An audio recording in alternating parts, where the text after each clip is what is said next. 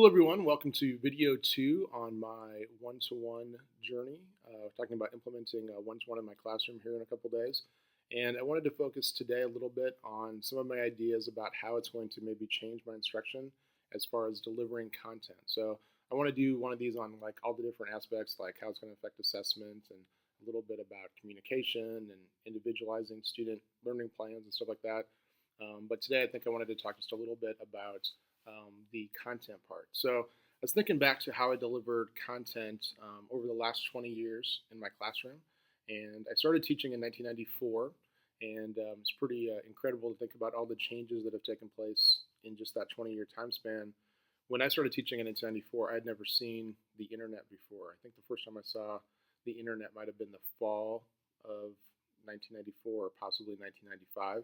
And that's when I was visiting my brother at the University of Nebraska, and they had one in the dorm. I remember seeing one in a student lab setting type thing, and was amazed by it. But when I started teaching, my delivery of content in history was pretty much exactly what I had experienced in high school, and then also what had been modeled for me when I student taught.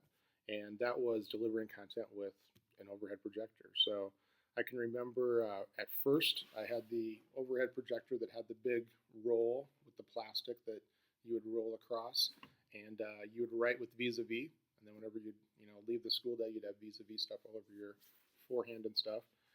And then a little bit after that, probably within the first 2 years or so, I started to think about a different way to do it. My handwriting was horrible. So then I started to type out my notes. I think I used like AppleWorks or some kind of word processing program. And I would print off the notes on a piece of paper, and then I would take the transparency sheet, put it in the copier, and then make a transparency of that typed sheet. So I'd print it off on a dot matrix printer, then in a copy machine, hopefully without melting the transparency inside the machine, which happened a couple times. I would then have the transparency sheet.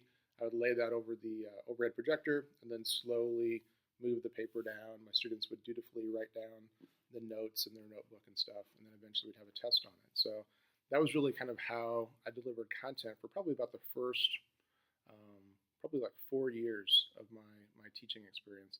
I taught in a small school in Nebraska named Silver Lake, just south of Hastings, Nebraska, and I was the only social studies teacher in the district. So I taught all the social studies classes basically from 8th grade through senior. So in a typical day, I would have like 7 different classes. One was PE, junior high PE. The other 6 were all social studies. So I might have seniors for government. The next period I would have 8th graders for Nebraska history. And then I would have a sophomore world history class. So just go back and forth. So really that's how I delivered my content up until 1998. And in 1998, I started my master's program at the University of Nebraska. And it was in instructional technology. And one of the first classes I took was in multimedia. And I was introduced to 2 tools, PowerPoint and HyperStudio. And as soon as I saw those 2 tools, I knew, wow, I should incorporate this into my classroom in some way. And so what I decided to do the next year was I took one of my classes, and I believe it was my 7th grade, or I think it was my 7th grade Eastern European history, I believe is what it was. So I think I had a 7th grade class in there too. And I decided for this class, I'm going to try and convert all of my notes over to PowerPoint. So I didn't try and do it with all of them at the same time. And it worked really well. I had a big cart that would sit next to my computer at the front of the room. Excuse me. And I would put my notes up, and students would write the notes down. So really what they were doing, like their experience with getting the content really wasn't any different, but it was a better format because I was able to then print a copy if somebody needed a copy much easier. I could add a lot of visuals, I could add pictures to it and stuff. So when I think back on that change, it was a beneficial change in a lot of different ways, but it was really just a substitution of how I was presenting the content. So it didn't really transform my classroom, but it made it better. It enhanced it a little bit.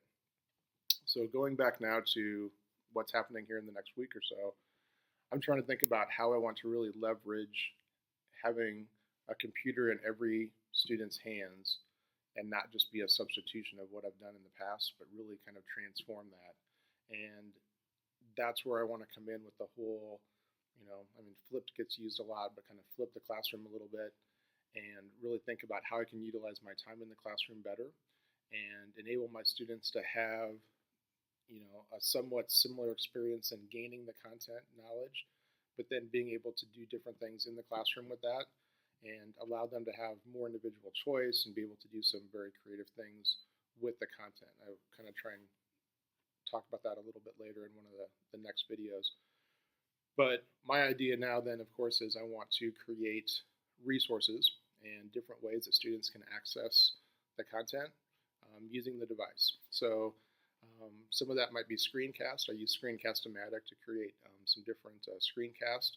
I don't want it to all just be video content, though. I don't want it to just be like, oh, listen to this screencast of a PowerPoint. There'll probably be some of that, especially probably early on. We'll kind of probably fall back on that a little bit as a delivery mode. But I also want to include some small video clips. I've been working with Zaptation a little bit this summer. That is an application that you can take a video and then you can add little questions here and there and make it interactive for the students. So I'm going to try and possibly use that a little bit. It's a great tool.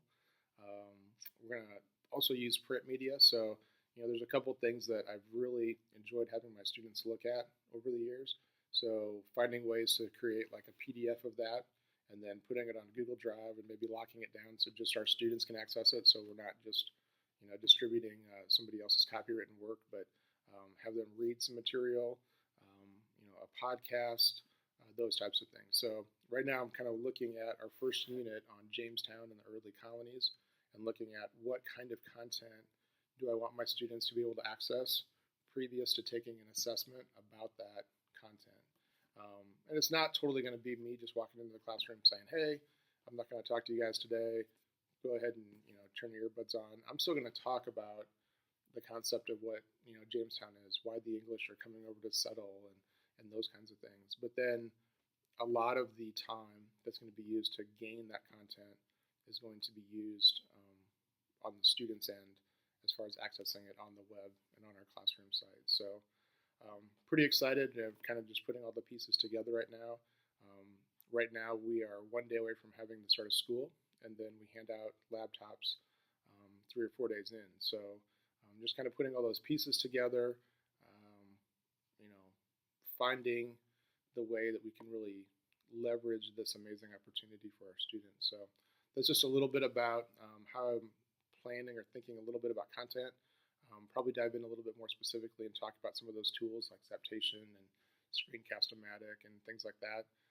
But I think it's going to be an interesting way to mix a lot of different mediums. So, giving kids a podcast, giving kids an article to read, giving them a website, an online simulation that they should do, those kinds of things. And then being able to use that class time to be able to kind of build those experiences, talk to students about their individual challenge projects for that unit and stuff like that. So, all right, so real quick, and I said at the beginning I was going to try to do about 5-minute videos.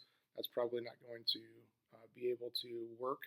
I'm probably going to go a little bit over, possibly closer to the 10-minute mark on most of these. So, all right, if you guys have any questions, let me know. Again, these videos are found on my blog, and that is at www.speakingofhistory.com. And on Twitter, I am E. Langhorst.